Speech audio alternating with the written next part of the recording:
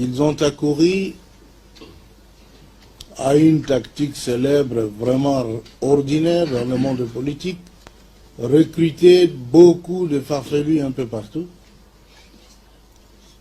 Et ils ont créé ce que maintenant on s'accorde à appeler une certaine rébellion.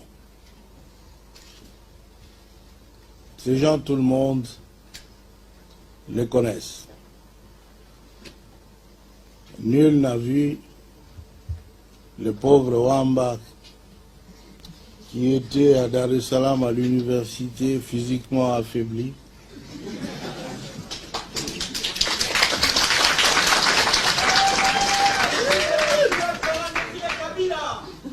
Avoir la force de commander même des soldats. Personne ne l'a vu. Il n'y a jamais songé d'ailleurs. On a vu Zaidi Ngoma, prisonnier, pardonné, malade, l'UNESCO m'écrivant d'avoir pitié de cet homme. Et je l'ai confié à mon directeur de cabinet ici présent et à l'autre pour qu'on l'accompagne à l'avion. N'est-ce pas, monsieur? Et tout cela dans une chaise roulante. Quelques jours après, ce monsieur est dit être un général, avoir une armée, et je ne pense pas qu'en France, on lui a donné une armée. Il n'avait pas d'armée en France, il n'en avait pas au Congo. Ce sont ces gens-là que les envahisseurs disent qu'ils sont devenus des responsables d'une rébellion. Les autres, vous le connaissez, nos frères, qui ne tarissent pas d'ardeur, bien qu'ils ont été pendant plus de 30 ans au pouvoir, refusent de prendre le congé. Ils veulent continuer à nous faire voir ce qu'ils ont déjà fait voir à tout le monde. Ils ont nom, Tambo et Mwamba et autres. Et lui aussi, je pense, nous qui êtes ici, parce qu'il a toujours été ici, vous ne connaissez même pas qu'il a un seul bataillon. Il ne peut pas l'avoir ici, non? L'a-t-il ici, là? Non. Dans quelle forêt ici? Où est-ce qu'on fait le maquis? Alors, brusquement, ils sont présentés comme des généraux d'une armée qui s'est révoltée contre Kabila. Pas contre Kabila, bien sûr, il se trompe. Mais tout ce que nous disons, ces frères-là ont été utilisés par les envahisseurs pour cacher leur motivation. L'agression, vous connaissez, a une motivation économique.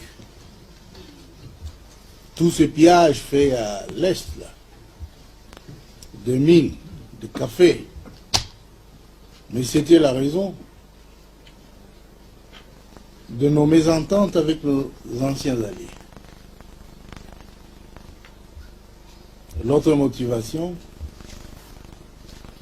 c'est de prendre le peuple congolais pour un peuple mineur, et lui dire ce qu'il doit faire. Et Museveni l'avait dit à la délégation des ministres des Affaires étrangères de SADC, que le Congo a besoin d'un dirigeant faible. Kabila est trop fort.